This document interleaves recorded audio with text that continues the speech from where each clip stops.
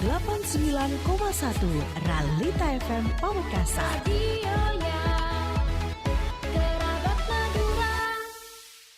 Be smart, be healthy. Halo kerabat Realita FM, pengen konsultasi tentang kesehatan atau konsultasi tentang gizi? Atau pengen tahu tentang program seputar RSUD Smart Pamekasan? Kami membawa pasien dengan keluhan lemah tangan dan kaki kiri sejak 1 jam. Di sini nih, Be Smart, Be Healthy. Program siar bincang santai bareng pakar hebat Rumah Sakit Smart Pamekasan. Tiap hari Jumat jam 9 pagi sampai dengan selesai. Be Smart, Be Healthy. Bersama kita bisa. Acara ini dipersembahkan oleh Rumah Sakit Umum Daerah Slamet Martodirjo, Pamekasan.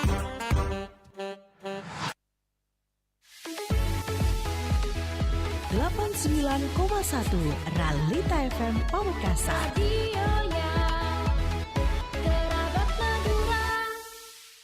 Be smart, be healthy. Halo kerabat Realita FM, pengen konsultasi tentang kesehatan atau konsultasi tentang gizi?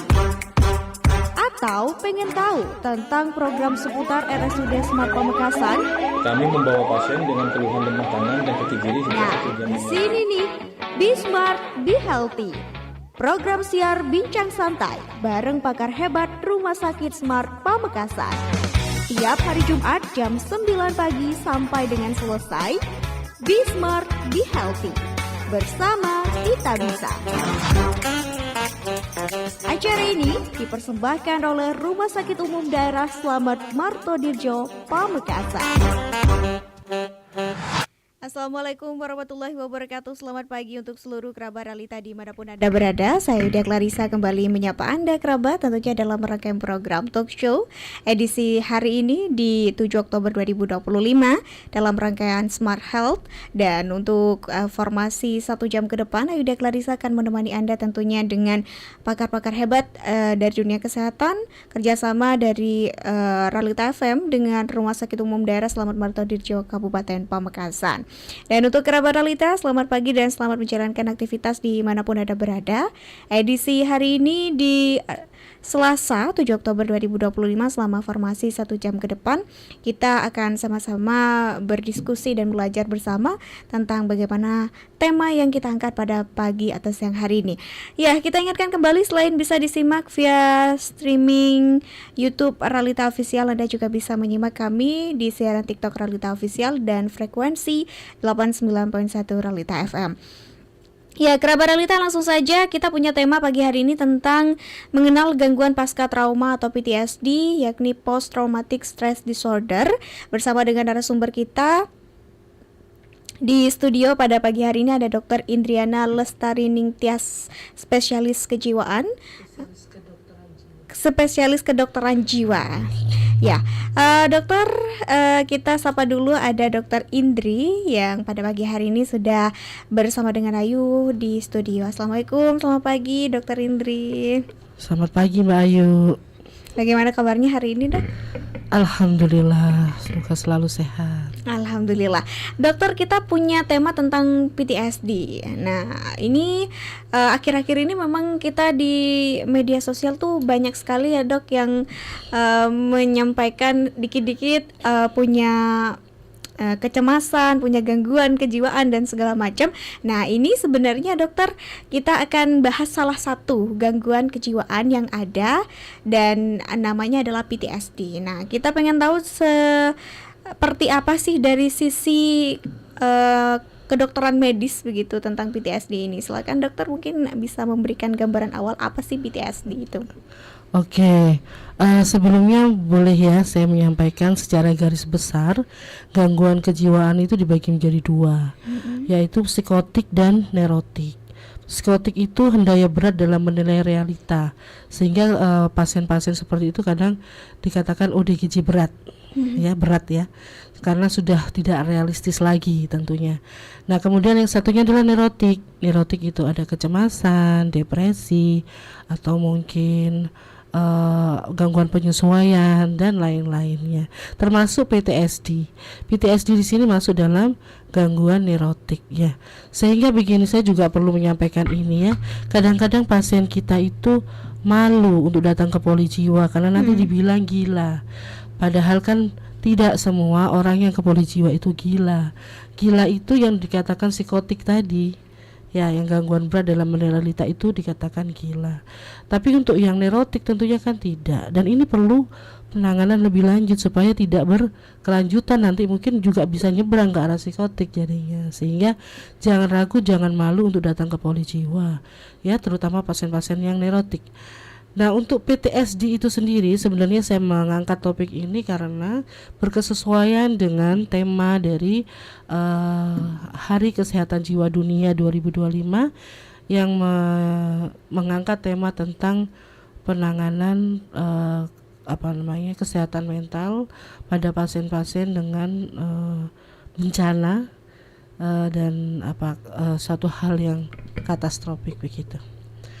Nah, PTSD ini bagian dari itu.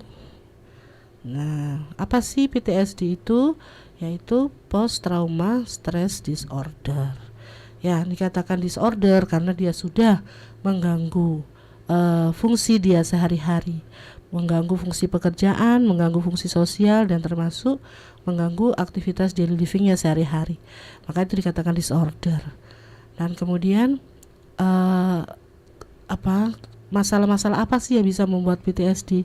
Satu hal itu masalah yang dikatakan adalah suatu masalah yang besar, yang katastrofik, suatu hal yang mengancam jiwa, suatu hal yang luar biasa. Contohnya tsunami, contohnya kebakaran hebat, apalagi kematian mendadak orang yang sangat dicintai, kecelakaan yang mengerikan, hidup di dunia perang ya, maksudnya sekitar ada perang begitu ya. Kemudian banyak lagi, dan yang terbaru yang kita alami di Indonesia ini adalah kasus rubuhnya Pondok Pesantren Al-Ghazini yang di Sidoarjo itu. Nah, itu sangat katastrofik sekali, dan itu rawan akan mengalami gangguan-gangguan masalah kesehatan jiwa baik pada yang mengalami, pada yang melihat, maupun pada orang tua santrinya begitu. Sehingga karena memang gangguan ini tidak hanya dialami oleh yang mengalami saja, kadang-kadang yang melihat itu juga bisa mengalami gangguan ini, atau yang berhubungan ya, seperti wali murid dari santri itu juga bisa mengalami PTSD ini. Nah, sekarang kita masuk ke gejala ya Mbak Ayu ya. PTSD ini memiliki gejala yang khas ya, ada banyak macam gejalanya nanti, sebagaimana gangguan-gangguan kejiwaan yang lain akan ada banyak macam, tapi harus ada trias, 3 gejala yang terpenuhi. Yang pertama adalah re-experiencing. Re-experiencing itu apa sih? Re-experiencing itu teringat kembali, seakan-akan dia mengalami lagi peristiwa itu. Itu re-experiencing. Misalkan seorang yang pernah mengalami kebakaran, ketika melihat api, dia langsung teringat pada waktu dia mengalami kejadian kebakaran tersebut, dan tentunya itu sangat menyakitkan atau menyedihkan. Kemudian yang kedua adalah avoidant. Avoidant itu menghindar, sehingga ketika dia melihat api sedikit, dia berusaha menghindar. Dia melihat ketakutan lah intinya ya dengan api yang walaupun belum besar begitu ya, masih kecil. Kemudian yang ketiga adanya hypervigilant atau waspada yang berlebihan, sehingga kompor dimatikan, nanti dicek lagi udah mati belum, seperti itu. Kemudian nanti waspada lagi, apa itu nanti tolong dianukan, itu nanti tolong itu seperti itu. Sehingga hal-hal ini kemudian mengganggu fungsi keseharian dia tidak bisa bekerja dengan baik, dia tidak bisa menyelesaikan tugas-tugasnya dengan baik, dia tidak bisa, mungkin masak dia tidak bisa ya karena api itu tadi ya. Itu salah satu contohnya dari kebakaran begitu Mbak Ayu. Bisa jadi yang kayak tsunami. Saya punya teman satu angkatan dulu yang terkena tsunami ya. Sempat kami melihat beliau ada di siaran televisi SCTV waktu itu, duduk diam bengong termenung, dan saya mengenali beliaunya.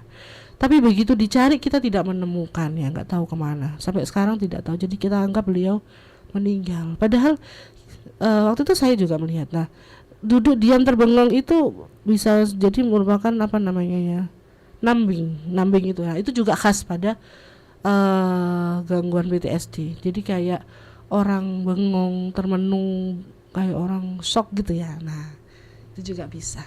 Oke, dokter, timbulnya trauma ini dok, apa itu juga karena misal dia adalah korban dari kekerasan misal, ataupun di dalam rumah tangga dia mengalami kasus kekerasan dalam rumah tangga, dan banyak kasus-kasus yang sebenarnya menimbulkan luka batin tapi itu dia nggak kerasa begitu dok? Jadi bisa apa saja ya PTSD itu sebenarnya. Cuman memang seharusnya yang katastrofik itu sangat besar begitu. Tapi kadang-kadang besar kecilnya suatu masalah itu juga tergantung dari individu. Sesuatu hal yang mungkin bagi kita tidak besar, bagi orang lain cukup besar karena mengenai locus minorisnya atau mengenai titik lemahnya dia. Nah, kan itu akan berbeda. Sehingga mungkin ketika dia di KDRT oleh suaminya, dan itu suatu hal yang sangat mengerikan, mungkin sampai mengancam nyawa, membawa senjata tajam misalkan, atau mungkin sudah dilakukan penganiayaan dengan menggunakan senjata tajam, itu tentu sudah sangat suatu hal yang katastrofik ya, itu sangat membahayakan dan suatu hal yang gawat darurat begitu ya, dan itu sangat-sangat bisa menyebabkan dia mengalami PTSD. Berarti ini tergantung dengan kemampuan si masalah itu menyentuh titik lemah orang masing-masing gitu dok. Bisa jadi kalau seseorang merasa bahwa perselingkuhan itu biasa saja, itu bisa berdampak secara psikologis untuk seseorang yang lain ya dok. Iya, jadi kalau ada yang merasa sudah tidak perlu diambil hati orang laki-laki itu ya memang begitu, mungkin dia lagi nakal-nakalnya, sudahlah kasih ini, maafkan aja. Ada orang yang begitu, tapi ada orang yang kan nggak terima. Karena mungkin dia melihat dulu ayahnya selingkuh, ibunya sakit, ibunya sampai menderita. Nah, nanti dia sangat tidak terima dengan kondisi itu misalkan terulang lagi, kan begitu. Jadi macam-macam tergantung locus minoris tadi, titik lemah. Kalau bukan suatu hal yang katastrofik ya. Gitu. Baik, dokter, apa seseorang dengan gejala PTSD ini juga bisa terlihat secara fisik? Sebagaimana gangguan-gangguan jiwa yang lain, kebanyakan tidak. Kecuali yang psikotik tadi ya. Kalau psikotik kan jelas dia bicaranya melantur, tidak realistis, kadang mengatakan mendengar bisikan, lihat bayangan dan lain-lain. Kalau yang ini kan masuk neurotik ya, masuk ke kecemasan. Jadi tampilannya ya sama, nggak ada kelihatan. Itu bisa munculnya ketika ada momen-momen tertentu gak sih dok? Betul. Jadi ada hal yang perlu digarisbawahi di sini ya. PTSD itu biasanya terjadi 1 tahun setelah kejadian. Ya, tidak langsung serta-merta. Kalau serta-merta terjadi, kalau 3 hari pertama itu namanya reaksi stres akut. Macam-macam reaksi stres akut itu modelannya, bisa ke arah psikotik juga. Kemudian kalau lebih dari 2-3 hari ya, itu mungkin nanti bisa masuk ke gangguan penyesuaian. Gangguan penyesuaian itu adalah sebenarnya suatu bentuk gangguan yang fisiologis, artinya semua orang pasti mengalami atau suatu bentuk adaptatif ya, sehingga normal. Contohnya begini, setiap orang itu kalau habis kebakaran dia kan pasti sedih, cemas dan sebagainya ya, itu masuk ke gangguan penyesuaian. Atau orang yang habis meninggal suaminya, tentu dia akan jadi sedih ya, terus takut bagaimana masa depannya. Nah, itu masuk ke gangguan penyesuaian. Gangguan penyesuaian suatu hal yang fisiologis, normal terjadi pada manusia. Nah, hanya ada batas waktunya, harusnya 6 bulan selesai. Sebagaimana manusia itu beradaptasi, dia harus bisa melakukan adaptasi dirinya secara 6 bulan selesai. Kalau lebih dari 6 bulan berkepanjangan, masuk ke 1 tahun. Nah, biasanya kalau yang trauma-trauma tadi muncullah PTSD itu tadi. Seperti itu perjalanannya, Mbak Ayu. Oke, dokter, misal kasusnya begini, ada seseorang yang menyakiti kita secara fisik ataupun secara mental begitu. Terus kita kemudian sangat menghindari untuk bertemu dengan seseorang itu. Apa itu juga termasuk gangguan kejiwaan, dok? Itu tadi gangguan itu disorder. Sekali lagi ya, disorder itu harus sudah ada masalah gangguan fungsi sehari-hari, baru dikatakan disorder. Jadi kalau belum sampai disorder, belum gangguan istilahnya, mungkin dia hanya gejala, ya baru sindrom gejala. Nah kalau sudah ada gejala-gejala seperti itu harus aware dong supaya tidak menjadi gangguan. Tetap mungkin saya belum gangguan kok, jadi saya tidak perlu berobat ke dokter jiwa. Enggak. Kalau sudah gejala pun tetap boleh datang untuk berkonsultasi, untuk apa yang harus saya lakukan supaya tidak jatuh ke dalam kondisi disorder. Begitu, Mbak. Oke, biasanya spesialis kedokteran jiwa ini mendiagnosis PTSD-nya seperti apa sih, dok? Apa mungkin pakai tes-tes tertentu biasanya yang dokter treatmentkan ke pasien-pasien dokter? Kalau untuk kita spesialis jiwa itu senjata kita pertama adalah wawancara. Itu senjata kita, karena wawancara kami bukan hanya sekedar wawancara, tapi wawancara yang terapeutik juga. Artinya wawancara yang memberikan terapi juga, selain bukan hanya sekedar integratif ya. Jadi wawancara kami wawancara yang terapeutik. Kemudian observasi dan wawancara kita sekat menjadi OPS1. Kita juga memiliki istilahnya itu diagnosis penunjang dengan melakukan tes kuesioner. Biasanya kita punya kuesioner untuk mengarah, dia lebih cenderung ke A, ke B, ke C, tapi itu hanya penunjang ya. Utamanya tetap OPS1 dengan tambahan-tambahan data kolateral dari keluarga, dari teman, sebagainya. Oke, dokter, apa sih sebenarnya pengaruh yang paling signifikan dari penderita PTSD ini dalam kehidupan sosialnya, dok?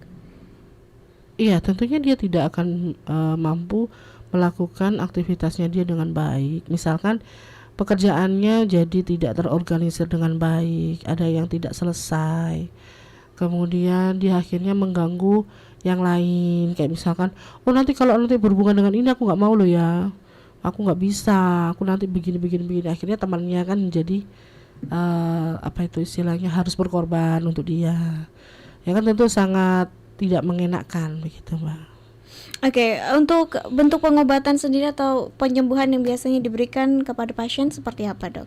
Ya, untuk sudah seperti ini tentu tetap kita harus berikan psikofarmaka, ya, obat-obatan. Kemudian kita lakukan psikoterapi.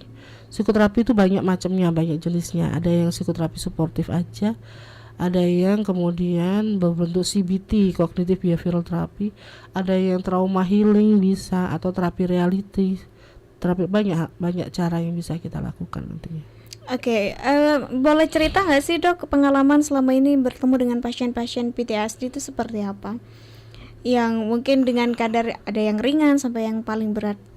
Iya, kalau saya kembali lagi ke kebakaran itu ya, karena kebakaran itu sangat menyakitkan. Artinya begini, luka bakar itu kan ada sakit sekali ya, terutama kalau panjenengan semua tahu pada saat mereka dilakukan cuci luka itu sampai melolong-lolong kesakitan, walaupun sudah dikasih anestesi dan sebagainya ya. Karena memang sakit sekali itu, nanti tumbuhnya jaringan baru pun tuh gatel sekali kan begitu. Nah itu yang saya sejauh ini yang saya amati ya, 1 tahun setelah mengalami itu mereka sudah sembuh, sudah membaik. Mereka sangat takut sekali lihat api. Itu yang paling membekas dalam diri saya. Takut sekali sampai menghindar, nggak mau masak. Jadi ibu rumah tangga dia sampai tidak mau masak. Bayangkan kalau seorang ibu rumah tangga tidak masak, terus gimana? Dia tidak ada pekerjaan lain, hanya masak. Nah, jadi terus ketika dengar suara dentuman keras gitu, dia langsung sembunyi ke dalam kolong tempat tidur, takutan sekali. Setiap malam selalu ngecek ini. Nah, kan keluarganya sangat terganggu. Sampai seperti itu yang pernah saya pantau kayak gitu. Kalau yang ringan-ringan biasanya yang sering kali ditemui oleh dokter seperti apa, Dok? Kalau yang ringan mungkin masih gejala ya, belum mengalami disorder ya. Ya itu tadi kayak misalkan oh ya, saudara saya dulu pernah melihat kecelakaan seorang pengendara sepeda motor dilindas trailer langsung di kepalanya. Nah sejak itu dia tidak mau nyupir. Dia ketakutan sekali untuk nyupir. Tapi setelah beberapa dia kembali pulih, sudah tidak masalah. Ini sebentar aja seperti itu. Terus ya masih gejala-gejala ringan ya, jadi masih bisa diatasi langsung begitu loh. Hanya cukup mungkin butuh penyesuaian, gangguan penyesuaian tadi ya, tidak sampai ke PTSD, nggak sampai 6 bulan dia sudah membaik, karena memang dia kan supir ya, jadi ya harus dia mau nggak mau begitu kali ya dia, dan dia baik-baik saja sekarang. Ini sampai berpengaruh ke kayak gangguan tidur gitu, misal ketika tidur sering kali bermimpi yang berhubungan dengan traumanya juga nggak sih, Dok? Sangat sekali, sehingga yang saya katakan gejala 3 tadi itu gejala utama. Nah gejala-gejala tambahannya banyak, gangguan tidur, mimpi buruk, kecemasan berlebihan, kemudian ya masih banyak lagi ya gejala-gejala kejiwaan yang menyertai begitu, sampai tidak mau makan ada. Nah penyembuhan dari pasien ini sebenarnya masing-masing beda nggak sih, Dok? Pada prinsipnya itu secara garis besar sama, cuman memang individual sekali. Ada hal yang memang mungkin harus kita perhatikan tiap-tiap individu, tapi secara garis besar sama. Biasanya diresepkan obat ya, Dok? Oh iya, karena dia sudah mengalami gangguan neurotransmitternya di otak, sehingga menyebabkan dia itu berpikir berulang yang jelek-jelek saja. Itu harus di stop dengan menggunakan obat. Psikoterapi bisa, tapi lama prosesnya. Dan kadang-kadang dengan kondisi yang sedang masih dalam akut-akutnya, psikoterapi sulit untuk dia terima. Diajak ngomong aja susah dia. Sehingga kita perlu memberikan obat untuk memperbaiki stabilitas neurotransmitter itu, baru kemudian kita ajak bicara psikoterapi dan lain-lain. Sebenarnya, Dok, ada nggak sih cara pencegahan supaya kita tidak sampai ke tahap PTSD ini, Dok? Ketika kita mengalami suatu hal yang menurut kita jiwa tuh terasa terguncang sekali dan itu bisa menimbulkan sesuatu yang traumatik ke kita. Pencegahannya agak sulit ya, karena itu juga tergantung dari besar ringannya peristiwa itu ya. Tentunya seseorang yang pernah mengalami sesuatu hal yang besar, mengancam jiwa begitu ya, semacam tsunami itu ya, itu kan suatu hal yang sangat luar biasa ya.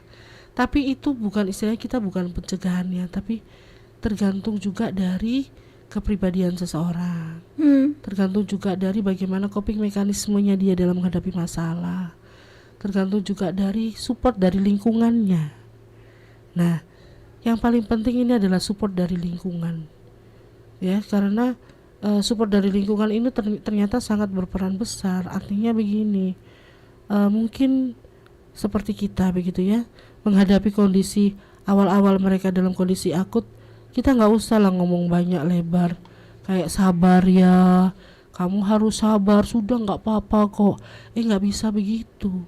Kamu cukup ngomong aja, cukup diam aja di sampingnya, itu sudah sangat membantu. Dengan mengatakan, kamu ada aku di sampingmu, kalau ada apa-apa sampaikan ke saya. Jangan juga ngomong, aku paham kok, aku bisa memahami perasaanmu. No, omong kosong. Pasti dia paling akan bilang begitu. Nggak mungkin lah kamu tahu aku, kamu tidak mengalami hal yang sama seperti aku. Jadi kita itu kalau mendatangi orang yang kita melayat atau apa, kita cukup ngomong, kalau ada apa-apa bilang saya ya, saya support kamu. Udah gitu cukup. Jangan usah juga bilang sabar ya, sabar. Sama pun seperti kita menemui pasien-pasien seperti ini, kita cukup berada di sampingnya, dia tahu kita ada di sampingnya, itu sudah sangat suatu bentuk support yang luar biasa. Oke, kalau biasanya di ruang konseling gitu dok, itu apa sih yang treatment pertama kali datang gitu yang dilakukan oleh dokter begitu sebagai dari medis? Ini apa yang pertama kali ditanyakan kepada pasien? Misal saya datang, saya terlihat baik-baik saja begitu, apa ini yang pertama kali dilakukan dok? Mungkin apa yang bisa saya bantu. Oh langsung begitu dok? Kan jelas dia datang ke poli toh, Mm-mm. datang ke klinik, berarti kan ada sesuatu. Berarti kita tahu ada yang bisa saya bantu mbak, ada yang bisa saya bantu bu. Biasanya memang cukup lama dia, biar saya ceritanya dok. Aduh dari mana saya mengawalinya, dari mana saya, enggak apa-apa. Kalau memang belum siap enggak apa-apa, enggak usah dibicarakan dulu. Nanti tahan nafas dulu, kita ajak untuk mengatur nafasnya. Sudah siap, oke silakan. Kalau mau ada yang disampaikan. Kalau memang tetap belum siap enggak usah dipaksa. Atau mungkin lebih enak menulis, silakan menulis. Ada pasien kan begitu, dia ngomongnya susah, nulisnya lancar lah, terus dikasihkan ke saya, oh ada ini, oke. Yuk satu-satu kita lakukan terapi. Berarti ini berhubungan dengan trauma healingnya juga ya dok. Ini beda-beda berarti tiap orang. Beda-beda, trauma healing beda-beda. Tergantung juga dengan traumanya kan. Dan itu lagi kan tergantung dengan individunya itu tadi, masalah kepribadiannya dia itu tadi, coping mekanismenya, bagaimana dia besar, pola asuhnya, ya kan itu sangat mempengaruhi sekali. Oh pola asuh juga berpengaruh dok? Sangat, jiwa itu dipengaruhi banyak hal, bahkan mulai dari dia dalam kandungan. Iya, bahkan mulai dari dia sebelum dikandung. Artinya bagaimana sih calon bapak salah calon ibunya itu mempengaruhi. Artinya bagi calon ibu misalkan, sehingga begini, kalau kita itu memang mau, ini ilmu yang ini ya, iya boleh. Maksudnya kalau kita memang mau menikah, ya kita harus perbaiki diri dulu, pasangan kita juga mau perbaiki diri dulu, kemudian memang sepakat untuk hamil ya dengan cara yang baik kan begitu. Cara dia hamil misalkan MBA begitu, itu aja nggak sudah sangat mempengaruhi nanti sosok kelahiran seseorang itu. Oke, itu juga berpengaruh dokter terhadap karakter atau kejiwaannya seseorang itu. Terhadap apapun itu. Dari kemudian kehamilannya, selama hamil ibunya sakit-sakitan, atau selama hamil ibunya memendam masalah, selama hamil ibunya bertengkar sama bapaknya, itu sangat mempengaruhi juga. Jadi saya bilang dari mulai kehamilan terus kelahiran itu juga nanti akan dipengaruhi dengan faktor-faktor organik ya, artinya apakah ada proses masalah dalam persalinannya. Kalau tidak ada ya hanya psikisnya aja. Kalau misalkan ternyata dia lahir sempat membiru, itu juga nanti akan mempengaruhi juga secara organiknya ya. Tapi kalau enggak ada tapi kemudian lancar-lancar aja, tapi ketika dia kecil, golden age ya istilahnya, masa-masa emas ya 0 sampai 5 tahun, di mana otak itu bertumbuh dan berkembang ya, membesarnya otak itu loh. Nanti setelah 5 tahun dia bukan sudah nggak bisa membesar, tapi sinap-sinapnya aja kan, sehingga perlu untuk golden age itu 0 sampai 5 tahun itu betul-betul kita menjaga seorang anak itu secara baik-baik begitu. Oke, dokter, apa PTSD ataupun berbagai gangguan kejiwaan ini juga ada hubungannya dengan gender, laki-laki ataupun perempuan, dengan pengaturan tingkat stres ataupun manajemen masalahnya, dok? Sejauh ini kok tidak ya, sama saja. Kalau laki-laki itu kan memang dia kurang full blown, artinya laki-laki itu lebih banyak masking depression, artinya depresinya tertutupi begitu. Tapi biasanya yang muncul adalah irritable, mudah marah. Terus istilahnya kalau orang Jawa senggol bacok begitu ya, irritable-nya itu. Atau mungkin dia mengalihkan pada hal-hal yang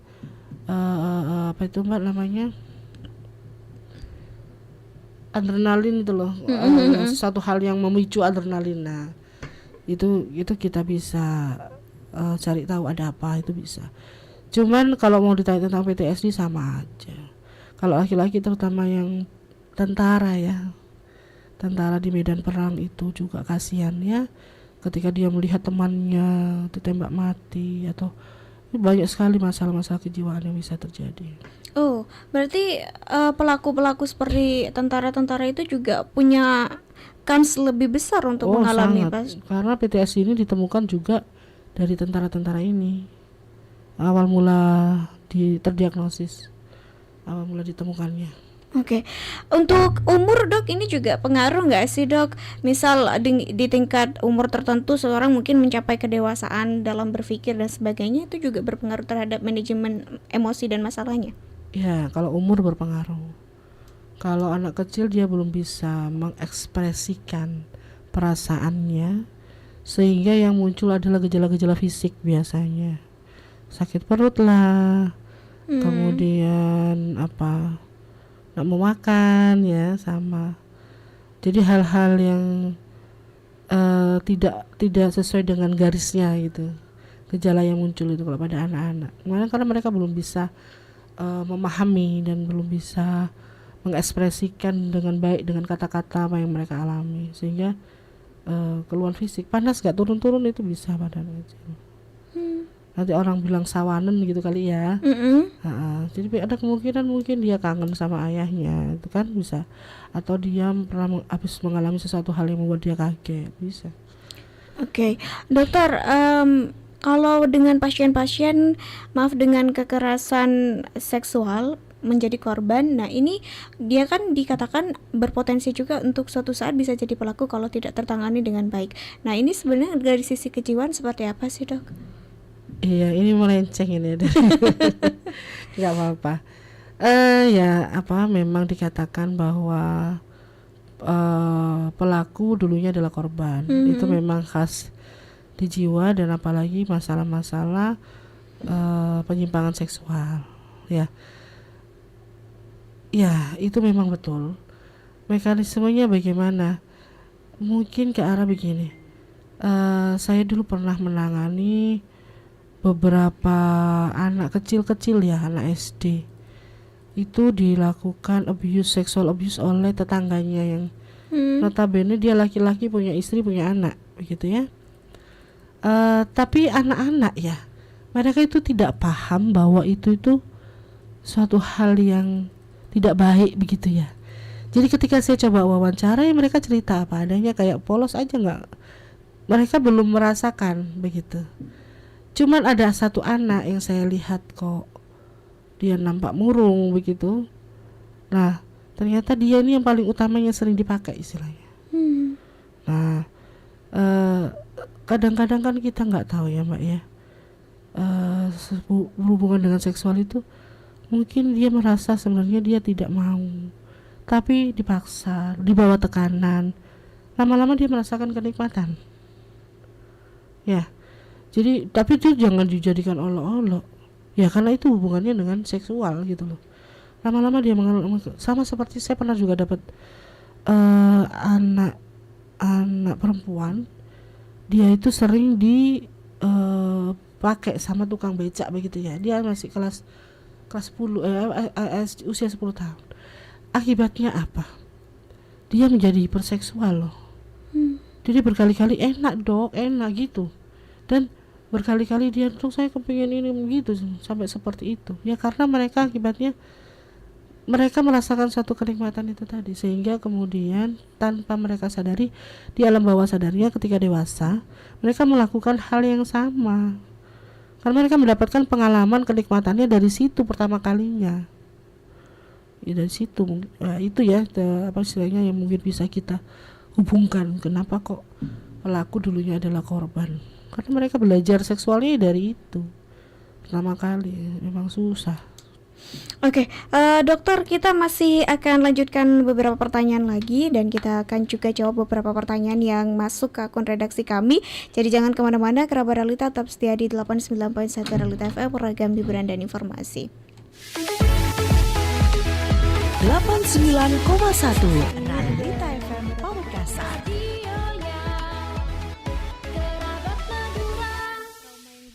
Be smart, be healthy. Halo kerabat Realita FM, pengen konsultasi tentang kesehatan atau konsultasi tentang gizi? Atau Atau pengen tahu tentang program seputar RSUD Smart Pamekasan? Kami membawa pasien dengan keluhan lemah tangan dan kaki kiri sejak Nah, 1 jam. di sini nih, Be Smart, Be Healthy. Program siar bincang santai bareng pakar hebat Rumah Sakit Smart Pamekasan. Tiap hari Jumat jam 9 pagi sampai dengan selesai. Be Smart, Be Healthy. Bersama kita bisa. Acara ini dipersembahkan oleh Rumah Sakit Umum Daerah Slamet Martodirjo, Pamekasan.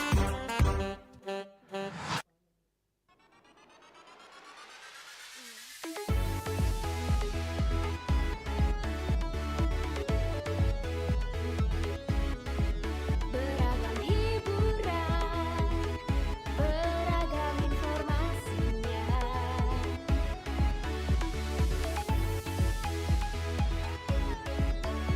Radionya Kerabat Madura.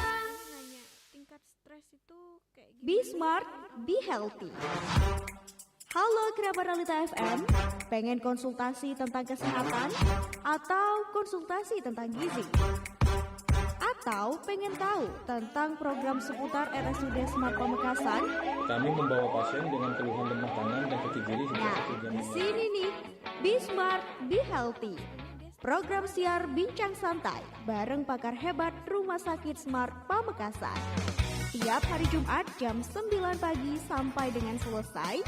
Be Smart, Be Healthy. Bersama kita bisa. Acara ini dipersembahkan oleh Rumah Sakit Umum Daerah Slamet Martodirjo, Pamekasan.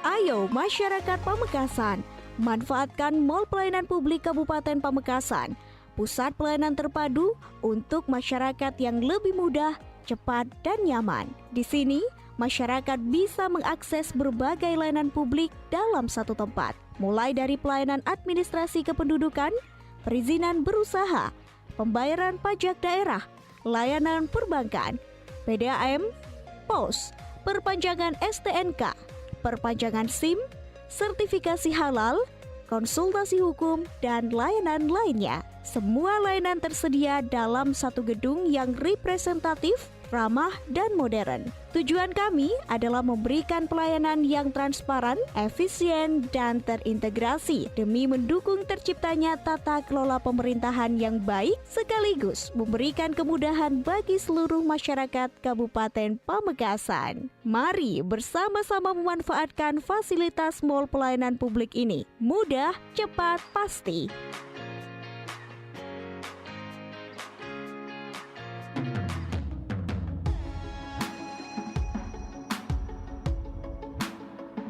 Komisi Pemberantasan Korupsi atau KPK kembali melaksanakan survei penilaian integritas SPI untuk pemerintah Kabupaten Pamekasan tahun 2025 yang akan berlangsung selama periode 1 Agustus sampai dengan 31 Oktober 2025 dengan cara responden menerima WA Blast dari KPK. Link kuesioner pengisian survei penilaian integritas 2025 akan di-blast melalui WA SPI by KPK dengan label SPI 2025. Responden yang akan mendapatkan WA blast dari KPK adalah kategori internal yang terdiri dari ASN pemerintah Kabupaten Pamekasan, kategori eksternal yaitu pengguna layanan publik pemerintah Kabupaten Pamekasan, dan expert ahli yang terpilih sebagai responden oleh KPK.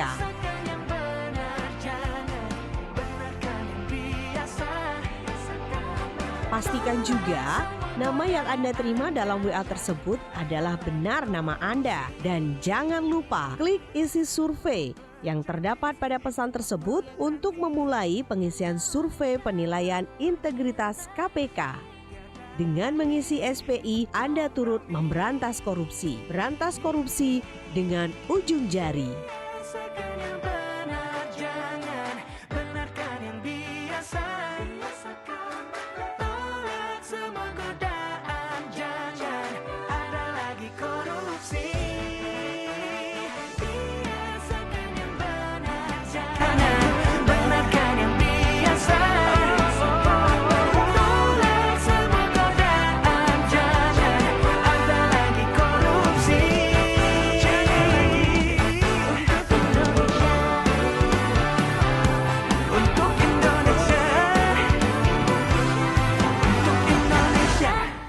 Masih dibaca luaskan dari Jalan Pamung Praja 03 Pamekasan, Madura, Jawa Timur. Terima kasih kerabat untuk kebersamaannya. Masih setia bersama dengan Lydia Clarissa di 89.1 Realita FM, beragam hiburan dan informasi. Ada masih menyimak program Talk Show Smart Health edisi hari ini bersama Lydia Clarissa dan narasumber dari Rumah Sakit Umum Daerah Selamat Martadisio Kabupaten Pamekasan. Ada Dr. Indriana Lestari Ningtyas, spesialis kedokteran jiwa.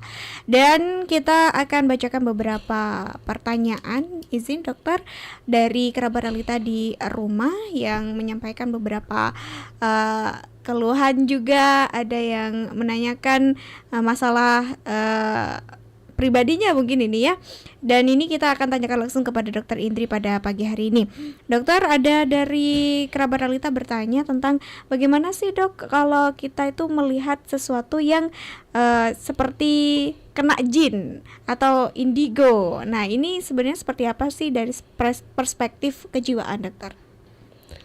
Iya, istilahnya kesurupan. Kalau kesurupan itu di dalam ilmu kedokteran jiwa barat ya, kita selama ini mengacu barat Mas Ian, terus terang itu adalah suatu bentuk yang dikatakan psikotik itu tadi. Kalau dia berlangsung sebentar, tidak sampai melebihi 2 minggu, itu kita sebut psikotik akut dan ia bisa sembuh sendiri.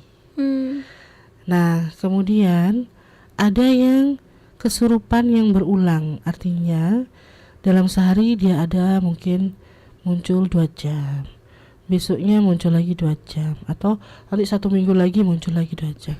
Itu yang kita sebut sebagai kondisi konversi atau disosiatif, di mana seseorang ketika ada masalah coping mekanismenya dengan cara seperti itu. Yang dia pelajari adalah untuk meredakan masalahnya, dia melakukan coping mekanisme disosiatif atau konversi tadi, yang kemudian bisa juga kita sebut trans ya. Hanya saja bedakan dengan kesurupan budaya. Kesurupan budaya itu dibuat, misalkan kuda lumping itu kan memang dibuat ya. Dibuat itu saya kurang tahu, misalkan memakai jin, monggo, ada yang menyampaikan itu silakan. Tapi ada juga yang namanya itu mengelola alam bawah sadarnya, sehingga kita pernah tahu kayak kesurupan massal, itu histeria massal, ada satu orang kesurupan yang lainnya ikutan. Nah, itu juga kalau dari kedokteran jiwa itu disampaikan memang dianya mengikuti begitu, mengikuti.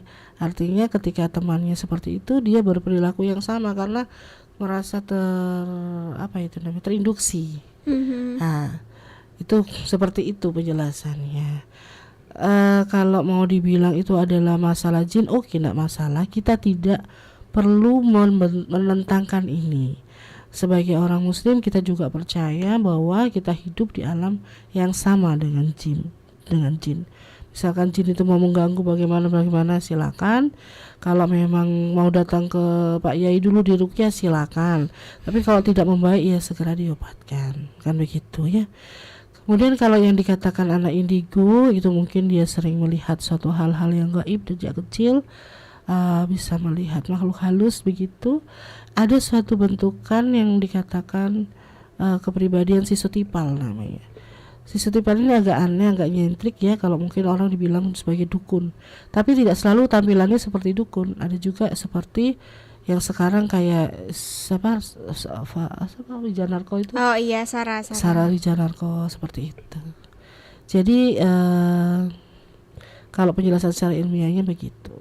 Oke, selanjutnya dokter, ini ada juga bertanya, jika orang dengan bekas pemakai narkoba, apa ini juga bisa terkena trauma yang berat juga, dokter? Oh ya, sangat. Artinya kenapa sih narkoba itu dilarang? Nah, sudah tahu dilarang masih dipakai juga. Karena dia sangat mengganggu otak kita.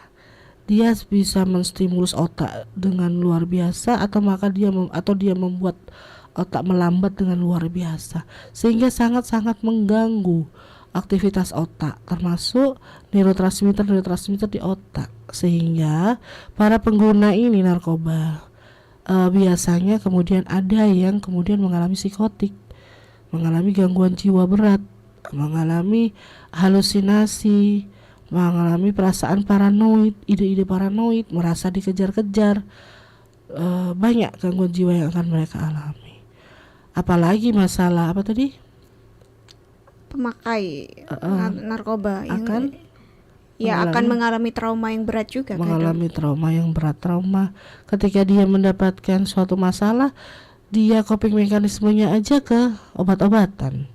Apalagi kalau dia mengalami suatu masalah, pasti coping mekanismenya lebih ke arah yang tidak matur begitu, lebih parah lagi. Itu kan tergantung dari pribadinya dia. Kenapa sih dia bisa pakai itu kan begitu. Dokter, ada dari kerabat Relita juga bertanya, saya punya teman nih dok, dia pinter banget, tapi lama-lama dia kayak aneh. Kalau diajak ngobrol, dia banyak diemnya, dan akhir ini dia malah seneng menyendiri. Apa yang perlu kita lakukan sebagai teman ini dok? Wah, ini teman yang baik ya. Artinya Mbak siapa ini tadi? Ayudia. Mbak Ayudia ini luar biasa. Dia bisa mengetahui bahwa ada perubahan pada temannya. Itu suatu hal yang baik, dan dia aware loh, dia kepingin apa yang bisa saya lakukan kan begitu ya. Mungkin kita juga tidak perlu terlalu memaksa dulu. Kamu observasi dulu temanmu, kemudian kamu boleh pelan-pelan, secara pelan-pelan ya mendekati. Aku melihat ada perubahan pada dirimu, sampaikan aja, ada yang bisa aku bantu begitu. Aku harap kan kita berteman nih, kita saling memberi, kita saling menolong. Nah kalau memang ada yang bisa saya bantu, sampaikan, jangan dipendam sendiri. Saya sebagai teman merasa tidak nyaman ketika kamu seperti ini, karena saya khawatir loh gitu, saya cemas loh, saya menduga-duga ada apa dari kamu, ada apa begitu. Sampaikan ke saya jamin rahasia. Itu tekankan. Jadi sampaikan ke saya jamin rahasia, dan itu harus dipegang. Ya, ketika mungkin ada suatu hal yang membahayakan dari rahasia itu, kamu sampaikan juga ke dia. Kalau seperti ini rasanya kamu perlu sampaikan loh ke orang tuamu. Seperti itu. Jadi paling tidak tuh sampaikan, saya ada di sampingmu. Kalau ada apa-apa ceritakan. Misalkan kamu belum mau ngomong sekarang, oke, nggak apa-apa. Tapi saya ada di sampingmu. Saya siap untuk menerima curhatanmu. Begitu. Oke, selanjutnya dokter ada pertanyaan dari Agung Sulaiman. Dokter, untuk tingkat stres yang bahaya bagi kita itu seperti apa ya dok? Kalau mau ngomongin tingkat stres ya, stres itu sebenarnya adalah suatu hal yang membuat kita bisa melangkah lebih maju, atau kita bisa menjadi diri yang lebih baik. Kita butuh stres untuk bisa menjadi lebih baik. Contohnya ujian, ya. Ujian itu kan stres, toh. Kita butuh stres itu untuk bisa lulus sekolah, menjadi lebih pintar. Atau mungkin ujian hidup. Allah memberikan ujian hidup supaya kita naik kelas, kita menjadi pribadi yang lebih baik, kita menjadi orang yang lebih sabar. Itu yang namanya eustress, yang bisa kita tangani, itu namanya eustress. Tapi kalau stres yang sudah tidak bisa kita tangani, kemudian kita mengalami masalah-masalah, ya itu sudah gak perlu tingkatan, yaitu sudah bentukan stres yang memang butuh untuk penanganan lebih lanjut. Ya datanglah ke tenaga profesional untuk dibantu menyelesaikannya. Oke, selanjutnya dokter, penanganan pertama yang kita lakukan apa ya dok, saat teman kita stres yang terlalu berat? Seperti apa ya stres yang terlalu berat ini? Kalau dikatakan terlalu berat itu, gambaran saya adalah psikotik. Kalau dia memang sudah terlalu berat ya, atau semacam ada ide bunuh diri ya. Sebenarnya ide bunuh diri itu sudah mulai gambaran seseorang mengalami psikotik, karena dia sudah tidak mampu membedakan yang baik dan benar. Dia tidak mampu bahwa itu salah, tidak mampu ngejudge bahwa itu salah. Itu sudah tanda-tanda psikotik. Sehingga apa yang bisa kamu lakukan? Ajaklah untuk datang ke tenaga profesional. Kamu sendiri gak mampu ngadepin itu. Oke, selanjutnya dokter, cara gimana sih dok mengenali gangguan trauma yang terjadi pada diri kita itu seperti apa? Trauma yang ke katastrofik tadi sudah sempat saya sampaikan ya. Jadi ada triasnya, re-experiencing, avoidant, dan hypervigilant. Re-experiencing itu merasa mengalami kembali, avoidant menghindari hal-hal yang membuat kita trauma, hypervigilant waspada berlebihan. Nah, kalau kamu mengalami itu semua, ya datanglah ke tenaga profesional. Oke, selanjutnya dokter, ada Leli Puspita bercerita, saya punya trauma, setiap kali marah pasti meledak-ledak. Apa yang harus saya lakukan biar bisa lebih tenang dan lebih bisa mengendalikan emosi? Traumamu selesaikan dulu, sehingga emosimu nanti akan lebih stabil. Bagaimana menyelesaikan trauma? Ya datang ke tenaga profesional, bisa ke psikolog, bisa ke psikiater. Mungkin bisa dilakukan trauma healing, bisa dilakukan psikoterapi yang lain, bisa dilakukan pemberian psikofarmaka. Kalau traumanya belum selesai, maka dia belum berdamai dengan traumanya, maka dia mudah mengalami itu tadi, emosi yang meledak-ledak. Itu adalah menunjukkan bahwa dia ada sesuatu yang belum dia selesaikan. Jadi kadang-kadang itu kita perlu memaafkan sesuatu, memaafkan orang lain. Itu bukan untuk sesuatu dan orang lain tersebut, tetapi untuk diri kita sendiri. Jadi maafkanlah hal-hal yang membuat kita sakit, maafkanlah hal-hal yang membuat kita kecewa, maafkanlah hal-hal yang membuat kita merasa tidak berdaya begitu ya.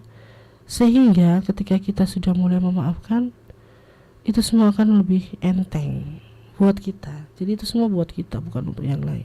Baik, berarti proses memaafkan itu juga sebagian dari trauma healing, Dok? Boleh, iya betul. Karena kalau kita sudah memaafkan, kalau kita sudah berdamai dengan keadaan, kita sudah acceptance namanya, ya trauma kita menjadi sembuh gitu. Bentuk bahwa trauma kita hilang tuh ciri-cirinya seperti apa sih, Dok? Ya, ketika trauma itu muncul kembali atau ada sesuatu hal yang mengungkit tentang trauma itu, kita tidak ada reaksi yang bermuatan emosi yang luar biasa, sehingga kita menanggapinya dengan datar, dengan tenang. Jadi ketika sesuatu hal yang berhubungan dengan trauma itu mungkin dicetuskan ke kita, kita menghadapinya dengan santai tanpa ada muatan emosi sama sekali. Itu dikatakan kita sudah berdamai dengan trauma. Salah satunya ketika kita menceritakan kejadian itu, kita sudah bisa bercerita dengan baik juga gak sih, Dok? Betul.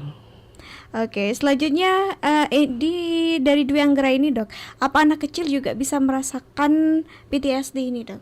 Semua bisa, semua usia bisa, lansia bisa, anak kecil bisa, orang dewasa bisa. Cuman memang pada anak kecil itu gejalanya tidak full blown ya, karena mereka belum bisa mengekspresikan yang dia rasakan.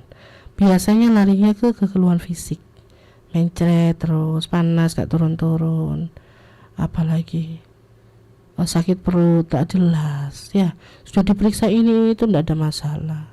Nah itu mungkin biasanya nanti kami dapat konsulan dari dokter spesialis anak, dikonsulkan ke psikiatri. Nanti setelah kita gali, oh anak ini mengalami bullying loh, pernah hampir dicekik temannya itu. Jadi seperti itu, Mbak Ayu. Oke, ini dari Eva Magdalena, Dok. Ini orang yang kena kesurupan itu kayak ada acara, apakah itu termasuk PTSD atau bagaimana, Dok? Pas ada acara maksudnya? Mungkin kayak kesurupan massal gitu, apa yang termasuk PTSD juga? Bukan ya, beda dong. Kesurupan itu istilahnya trans ya. Kalau ada latar belakang budaya yang mendasari, itu bukan masuk dalam gangguan kejiwaan. Kalau kesurupan yang